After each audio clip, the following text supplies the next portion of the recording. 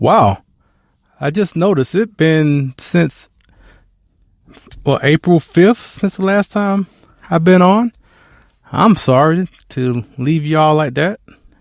It's kind of impromptu little leave of absence. But, we're back and I guess we're going to talk about, a little rundown of all the things, not all the things, but some things that have transpired since then. So it's going to be a little bit of this, a little bit of that, and all that on this episode of Trend Chat.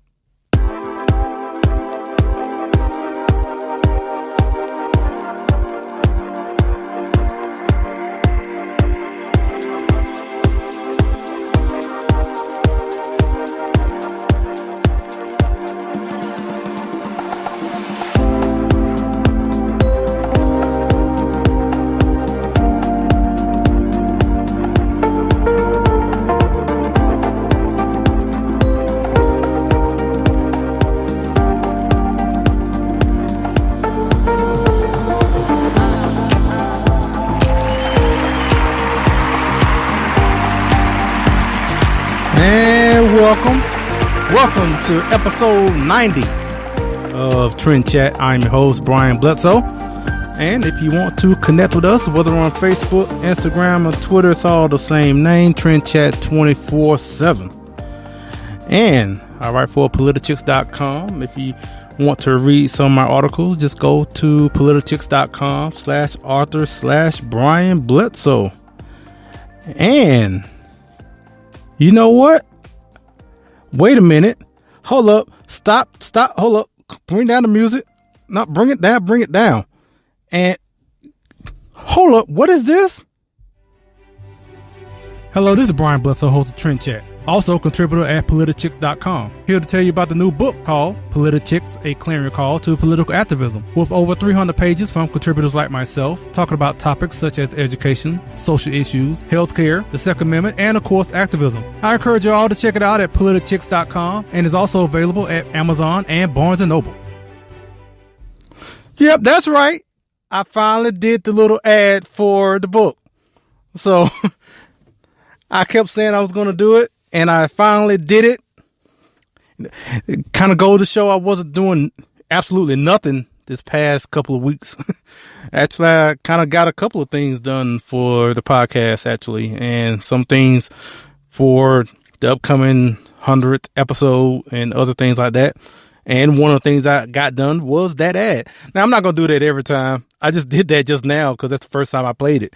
But now I'm just going to play that throughout the podcast as opposed to, putting it in the beginning every time. So, and yeah, so I finally did it. I feel so accomplished. Yes, I made that, and it's getting somewhat easier to do all this. And anyone that's been listening from the beginning or even throughout here and there know that I always talk about how, y'all listening to me basically learn all this on the fly, because all of this that I'm doing was totally foreign until I started this. So every day it's a little learning experience of some sort.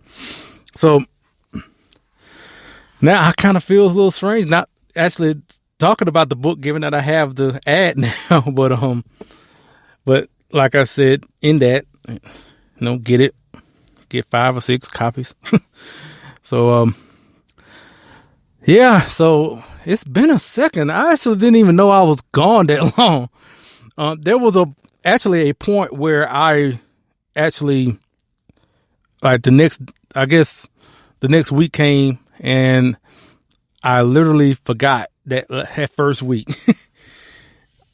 Yeah, I guess I just felt like, well, okay, I got really busy with work, and to the point to where I literally forgot the first week. Then the second week came around, and I was like, well, then that's when I just like, well, let me just wait till next week now.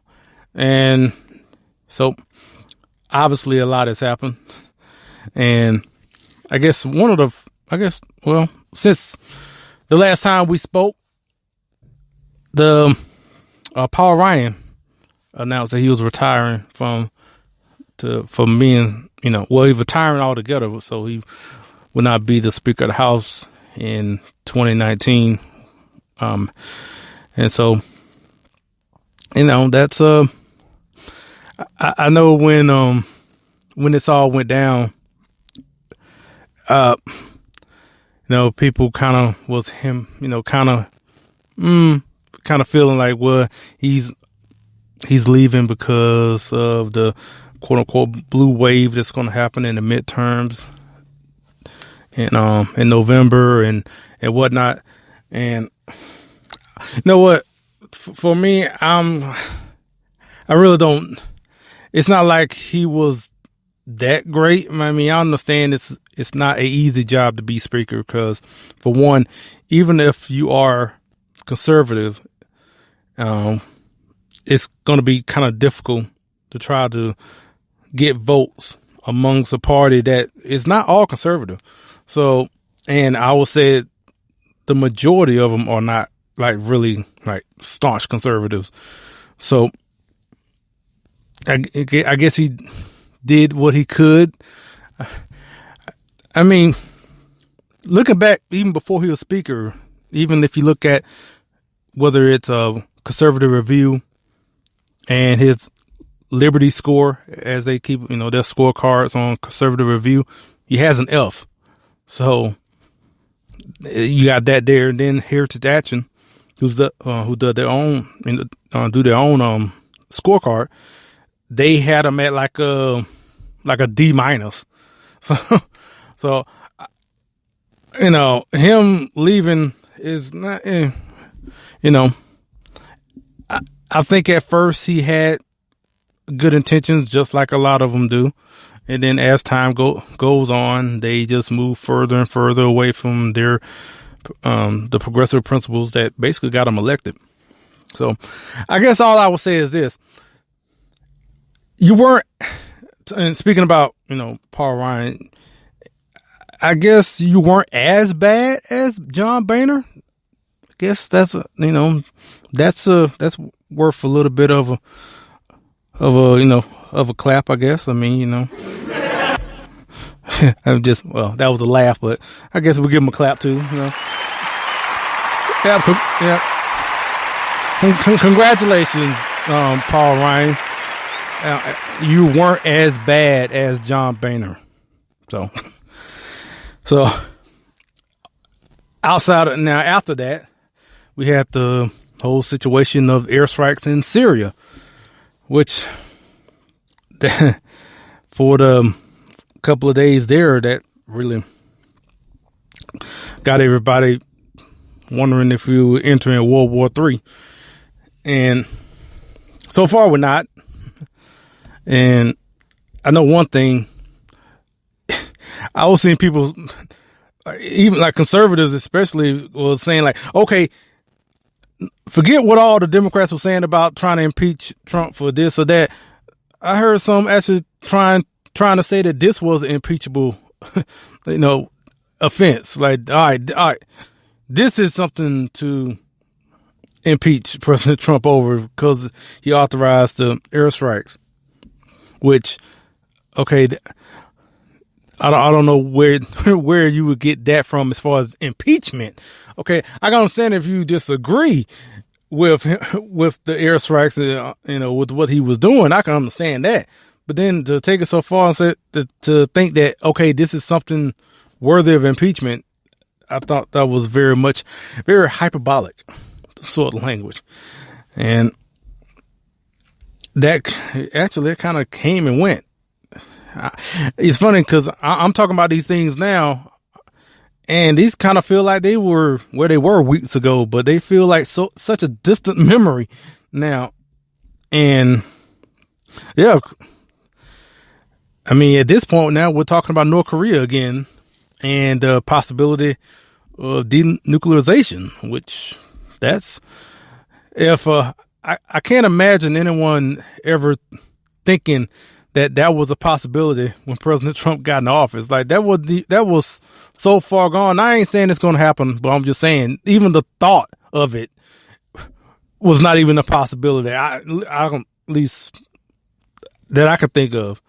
And like I said, who knows if it's going to happen or what, if it's just North Korea just, being North Korea. So, but hey, there's a little glimmer of hope out there. So at least we got that. And like, I'm kind of just running down through all these, topics. I actually kept a list of things while I'm in the away. So I know another thing that came up was, I don't know how many of you have heard about this, but Supreme Court Justice Neil Gorsuch sided with the liberals on an immigration case recently. And that got conservatives kind of thinking like, oh no, did we make a mistake? Or, oh, Trump had appointed some secret liberal to the court. And I remember when I first saw this come across on Google or whatnot, and when I read it, one of the first things I saw is that it was a similar opinion Justice Scalia had in 2015 about this particular case. And then after reading it and understanding that it was more so not because he was siding with the liberals because he agrees with the liberals. It's more about the case itself being, or the language being way too vague, which I can agree with. And it was funny, like when I was reading it at that point, that was before I was hearing all the backlash, before I was seeing everything on social media where everyone was fearing that, oh no, we got another person who claimed to be conservative. And I'm trying to think who, was it Justice Kennedy? I think, I forget who it was, but someone that had the credentials of being a conservative. And then when they get into the Supreme Court, they, basically totally flipped the script. But I don't think this is not that case. I think it was more about the language being vague. And that's why he went that direction. That's just my humble opinion. So, and so, let's see. You know what? Before we get to the other issues, especially on this Starbucks issue situation that happened, I'm definitely going to bring that up. But before we go there, let's hear from a word from our friends with the Founder Project. Hello, Trend Chat listeners. If you like the Founding Project's Civics Education video series, Civics for All Ages, and our educational meme series, we think you will love our new website. Join us at thefoundingproject.com and be a part of the civics movement. The Founding Project is a 501c3 education nonprofit. Please join us today. Starbucks is racist. Apparently that's true now. Because, at the time I'm talking about this, it's been over a week, but still, like I said, I'm just kind of running down the things that have happened. And Starbucks is racist. And all because the supervisor, now ex-supervisor at this Starbucks in Philadelphia, Pennsylvania, called the cops on two black men who were waiting in the Starbucks without purchasing anything. And they asked to go to the restroom, and they said no, because you have to purchase something. It's for customers. And then the police were called. They came in. They were arrested. And, this is, it's 2018. It's obviously there was video of it. And once that went viral, like I said, Starbucks became racist after that. And now I remember the police chief at first, he said that his officers did nothing wrong. And boy, he backtracked off of that a couple of days later. But it's funny. got some other people who like, they say one thing and then when they get that little backlash, they got a back. They start running that back a little bit. No, I didn't mean all that. And so anyway, yeah, got a little bit more about people who are, who want to backtrack on some issues, but on some things they said. But yeah, so the police chiefs, said that his officers did nothing wrong at first. And then, and this, like I said, the supervisor at that Starbucks is now, gone. And, the thing about, for one, there's conflicting reports, especially as far as how this all got started, which you only kind of hearing one side of it. You're only hearing their side, the two black men. So you're only hearing their side as far as what's going on. Cause they're saying that, well, she called the police on us 2 minutes after we got in. But then if you hear the other side about it, there was a back and forth where they asked to go to the restroom and she said no, that they had to purchase something. And then they refused to leave.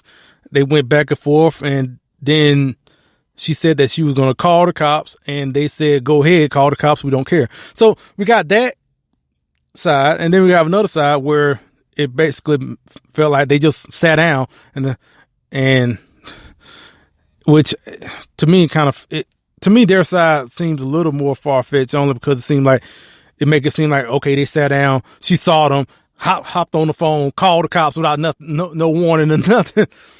And, that seems a little more far-fetched as opposed to having a reason to call. Cause their reason make it seem like she just picked up the phone and just called. And, I don't know. And like I said, but you're only hearing one side. The media it's just taking their side of it. Like they're like, okay, well, that's what happened. What they said has happened. That's how, that's the official record. It cannot be disputed. So, and so that whole situation now that kind of has died down. I'm just thinking about all this stuff I'm talking about that just happened in the past couple of weeks. And I'm thinking about it now. Like, I haven't heard nothing about that Starbucks situation in the past couple of days at all. One thing I haven't seen yet is like video inside the Starbucks where, to kind of put the rest one side or the other. Cause if she did call like 2 minutes right after, you will see in that video, but I haven't seen it. It might be out, but I haven't heard anything or seen anything, but it could be, I don't know. Personally, as a conservative, I have no sympathy for Starbucks. I mean, when all this blew up, you had liberals talk about hashtag boycott Starbucks, and I was like, okay, if conservatives already, boycotting Starbucks, and now liberals going to boycott, Starbucks gonna go out of business. They gonna have no customers. And for me, I was kind of like, I'm just like, well, I'm not gonna come back. I said, I'm not gonna come back like I drink coffee. I don't even go to Starbucks. I didn't go to Starbucks at all anyway because I don't drink coffee. But I'm just saying, if I was, and if I stopped because of, take your pick. I mean, one of the things I could think of as far as Starbucks, I get the CEO or whoever, or the founder, whatever, said that, if you, basically, if you are a Bible believing Christian, don't bother coming to our store. Okay.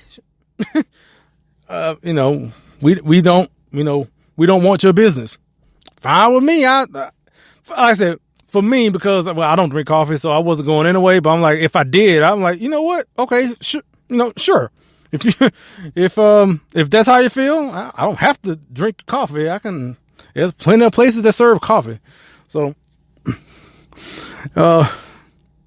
But yeah, so I'm not going to try to defend Starbucks. Hey, they made their bed and let them lie in it. And if now they ticked off the other side to the point to where they're sitting back and just begging for anybody to come to the store. Hey, you know what? You made your statement. So, hey, go ahead. Just, go and keep that. Now, I'm just actually just thinking about what else has happened. I mean, obviously there's a lot has happened, and one thing, I guess I'm going to get into a couple other things. Actually, something that just happened like a couple of days ago was the hashtag Royal Baby. So the baby from Prince William and Kate Middleton, and I literally forgot their name 2 seconds before I actually said it then. But yeah, so the baby was born, and congratulations, first off. But obviously, the first thing that always comes to my mind when the media and the press love to want to congratulate on a baby, it's funny what constitutes a baby all of a sudden. They love to say fetus about pretty much any other time when we talk about pregnancy, but basically a baby, the definition of a baby in their eyes is a fetus that is wanted. I'm just saying that's what it seems like. That's their definition of what a baby. Because any other time as a fetus is a clump of cells, is not considered human. But if the baby is wanted, then that is a baby. Outside that, if the mother does not want the fetus, then at that point the fetus loses its humanity and becomes a clump of cells. So that's just always something that always comes to my mind whenever we want to celebrate, whether it's the royal baby or Beyonce's baby, Kim Kardashian's baby, or anybody's baby. And that's just something, yeah. And yeah, again, congratulations to the royal couple. Especially, I would say congratulations to the baby. You actually made it out. And I'm not being sarcastic at all. I'm glad you made it out. Cause unfortunately, a lot of babies don't make it. You did.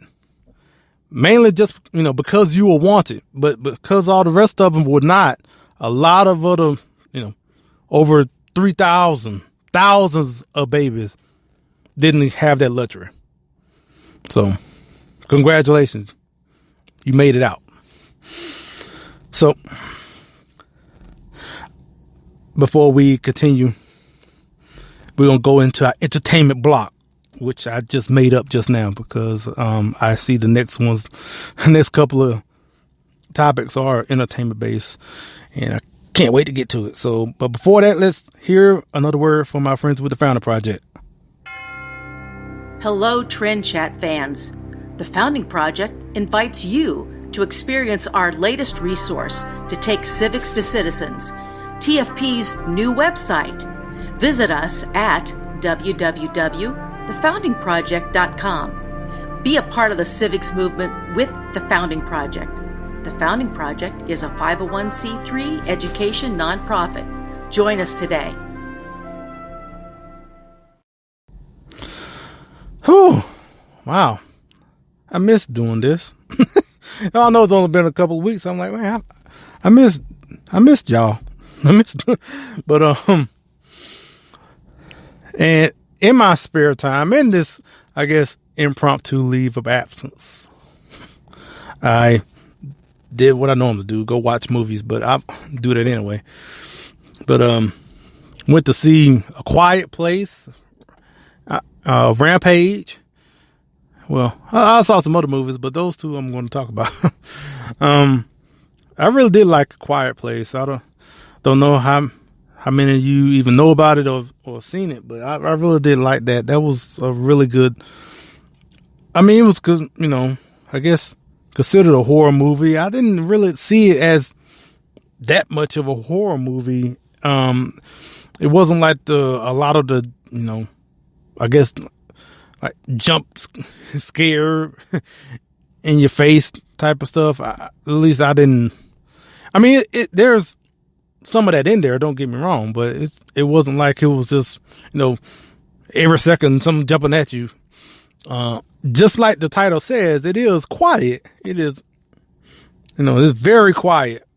And if you don't know, basically this family, first there was some sort of, outbreak of invasion or something where these creatures, hunt people by hearing, by sound. If they hear you, then they hunt you down and kill you. So, and so if you're completely quiet, you're completely safe. So most of the movie is in silence, which for those people that like to talk in movies or like to make a lot of noise, I can see this being really annoying where all this silence is going on and you hear people in the background talking over here and someone's doing this over there. And,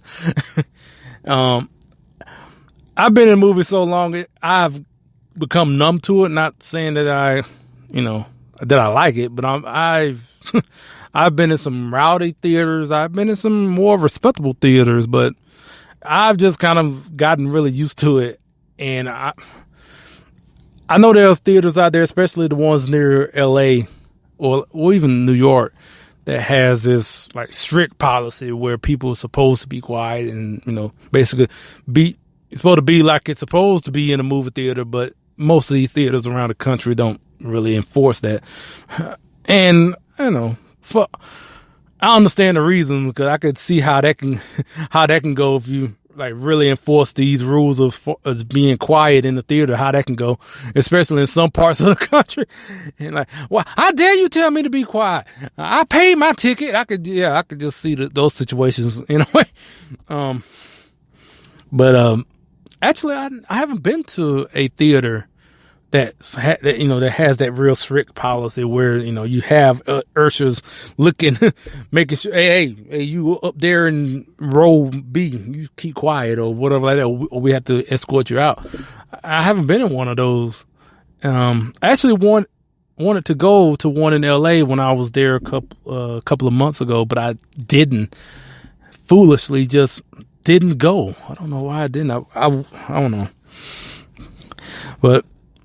But yeah, well, went on that talking about A Quiet Place, but yeah, so it's a really good movie. I really, really think, if you're not, squeamish as far as seeing, I guess, ugly looking creatures, you don't see them all, but I'm saying you will see them. So, and it was pretty good. Now Rampage, with Dwayne "The Rock" Johnson, was pretty good too. I mean, it was a, loud, in your face, blockbuster of a movie. But it was good. It was entertaining. My critique, which is pretty much just my critique for the most part, or at least in the minority, it was way too much like cursing for some. Well, no, I will take it back. It was just not so much. It was just, I felt like the language was just whatever, where it was just, but I'm in the vast minority in that, but I digress. That's just me personally. Actually, if anyone ever seen any ratings I ever done for a movie, I mean, it's hard for me to give anything like a 9. I like mostly everything gets an 8. or like the only thing gets a 9 or a 10. I don't even think I ever gave anything like a 5 out of 5 or a 10 out of 10. I don't think I have. The only one that was, I haven't. But one factor for me is language for me. So, and I understand when you're telling a story in the real world, obviously you're going to have language. I understand that. It just sometimes I feel like there's this one movie. I ain't going to go too long about it. You know, there was this one movie I saw a couple of months ago where, it was rated R, and it felt like they took the fact they had the freedom in that R rating to say everything they could say, because it seemed like the dialogue was just there to make as much to say as much profanity as they could. We're just gonna outside, instead of just saying a regular sentence, we're just gonna add some F words in there, just because we are, let's do it. And I just felt like they just really just took liberty with it. They just like, well, we're just gonna say everything in an F word we could say. Rampage was good. If you don't know, it was based off a video game. It's about a huge ape tearing up the city, basically, and other animals as well. And they're 10 times the size, and they're running rampant, in a rampage. So, it was. I really like how it was done. It just looked well produced, really. And there is one scene that involves, I'm trying not to give away what this is. There's a scene that involves a large building. Man, this is really vague, but it involves a large building, and it's towards the end. And for me, I'm just gonna say it's the scene with the Sears Tower in Chicago. That's all I'm gonna say. That's like one of my favorite scenes. That was a great scene for me. I thought that was a real cool thing. So now I don't know how many people know about this, because I don't know how many people keep up with the Pulitzer Prize. And it's funny because I think a lot of people think Pulitzer Prize, they don't think about journalism or or when it comes to just the news. Like, I know for a long time I thought Pulitzer Prize, that's what all I thought. I thought the Pulitzer Prize was just for people who did extraordinary work in journalism. I didn't know there was like other categories there. So yes, there are other categories. And the one that stuck out is the rapper Kendrick Lamar won a Pulitzer for music, for his latest album. And, I have no idea how the whole nomination process works and how he even got there. First off, I kind of personally, I would think that that he will be, I guess, nominated for poetry. But I'm guessing they're just including everything about the album. So the music and also what he said. And the one thing that just stuck out to me is what the Pulitzer Prize said about his album and why that why he was given the Pulitzer Prize. And it just really is something that kind of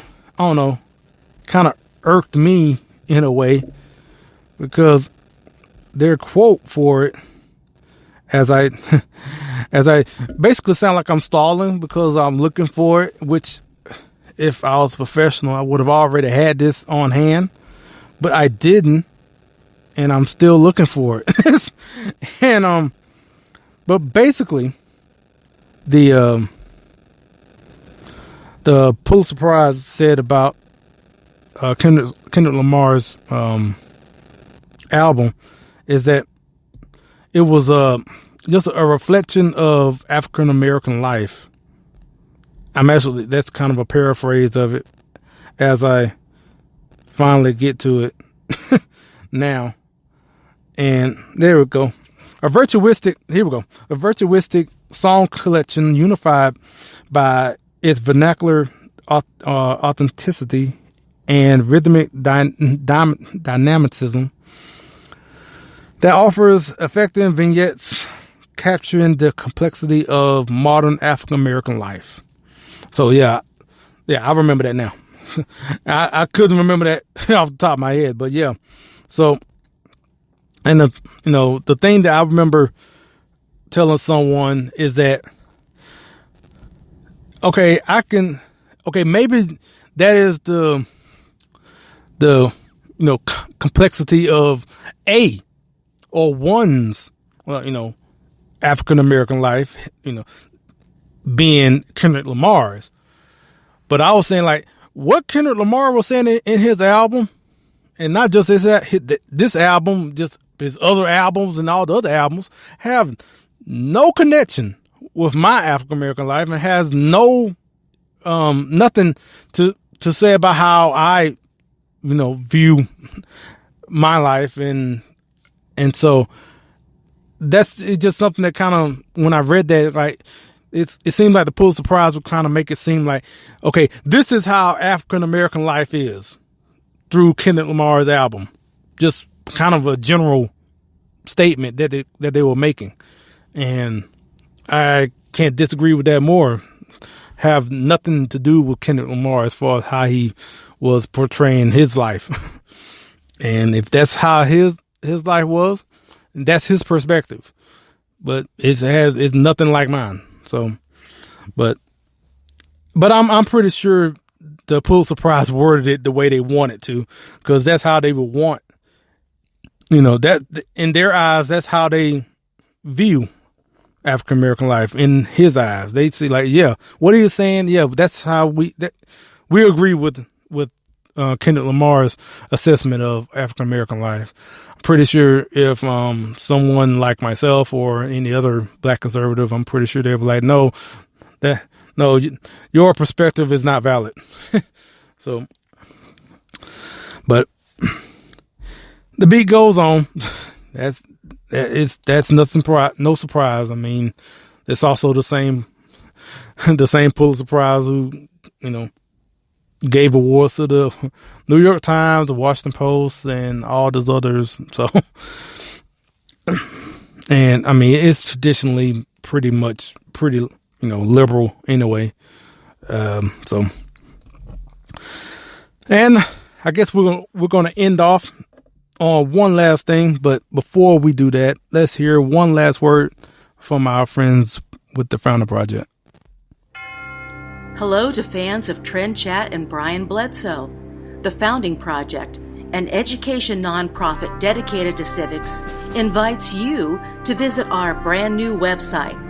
Visit us at thefoundingproject.com. Be a part of the civics movement with The Founding Project. The Founding Project is a 501c3 education nonprofit. Please join us today. Now, remember earlier when I said that, there is going to be another story about a person backtracking. So let's talk about Shania Twain. Shania Twain did an interview a couple of days ago, whenever, and said that she would vote for Donald Trump if she was American, because if you don't know, Shania Twain is Canadian. And boy, when she said that, she should just say, I like to eat babies for breakfast. I mean, she just should have she could have said anything else. Let's put it that way. And she got some backlash.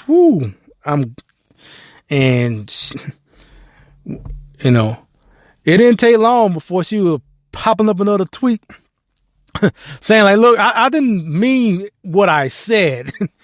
like I'm all for inclusivity, and I'm, please just don't kill me. And yeah, she backtracked that statement. Like, I bet she kind of wish she had the whole thing from Men in Black, where she could just like erase people's memories. But yeah, so like, I don't know how that whole questioning came about, but as far as how she answered it, but it does kind of go to show, as far as when it comes to when any celebrity say anything that is either positive or just sounds conservative, or any sort of, I guess, any sort of praise of a Republican or of any kind. It just goes to show who are in their, I guess, in their vicinity, who are the closest to them. And obviously it's a lot of liberals who are, and that's not a surprise, but I'm saying that those are the people who they value, that's their opinion that they value most. And it shows time and time again with these celebrities, mainly because they want to keep working. They want to keep doing what they do, whether it's singing or acting or whatever. And those are the people that hold positions of power. And, they have to weigh that option or of, do I want to stay true to what I said, or is it worth it? And for a lot of them, it's just not worth it. Or you can, now, well, as of saying this, I don't know if Kanye West has retracted his statement, because he said that he liked the way Candace Owens thinks. Candace Owens, who is a conservative, commentator, and he posted a tweet about liking how she thinks, and so that has blown up. I don't know if he's apologized or has retracted it or not, but even for him, maybe either one, he deems it worthy to stand up for what he believes, or he just gotten to the point where he's so untouchable where he just doesn't care to apologize, even if he I didn't even, if he said that and didn't really care one way or another. But he's gotten to the point of where, look, I got my money and I can care less if y'all mad and don't apologize just out of spite, because that's just how he is. But anyway, that's it. I appreciate everyone listening. We are out of time, and I'm pretty sure we'll have another podcast later this week. And matter of fact, especially because Avengers is coming out. Can't wait.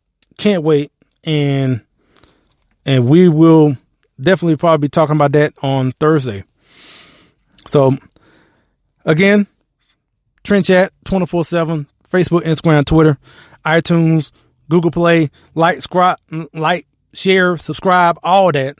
And until next time, I'll chat with y'all later.